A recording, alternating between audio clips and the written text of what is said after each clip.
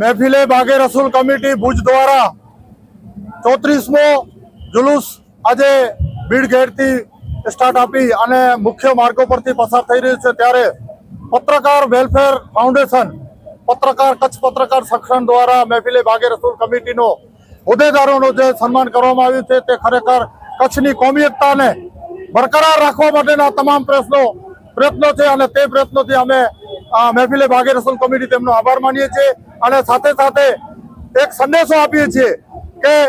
आपस में बैर रखना कोई इंसानियत की बात नहीं है।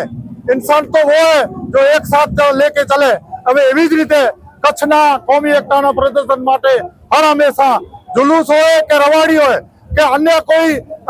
રેલી હોય તેમાં મુસ્લિમ સમાજ પણ હર હંમેશા તેમનો સાથ સહકાર આપે અને સાલથી સ્વાગત કરે છે। આ વખતે પણ વિવિધ જગ્યાઓ પર જુલુસનો હિન્દુ ભાઈઓ અને અલગ અલગ સંગઠનોએ જ્યારે સ્વાગત કર્યું છે ત્યારે અમે ફરીથી તેમનો આભાર માનશું અને સાથે સાથે આશિકાને રસૂલને પણ વિનંતી કરી કે ફરીથી આપણે કચ્છની અંદર જે દુષ્કાળનો ભય સતાવી રહ્યો છે તે દુષ્કાળનો ભય દૂર થાય તે માટે તમામ દિલથી દુઆ કરીએ। મહેફિલે બાગે રસૂલ કમિટી ભુજ દ્વારા આજે આ 34મા વર્ષનો ભવ્ય શાનદાર ઈદ એ મિલાદનો જુલુસ ભુજના આઝાદ ચોકથી ઉલમા ઇકરામની આગેવાની હેઠળ શરૂ કરવામાં આવ્યું। અલ્લાહનો ફજલો કરમથી અલ્લાહના રસૂલના પ્યારા હબીબ સલ્લલ્લાહુ અલૈહિ વસલ્લમના ફજલો કરમથી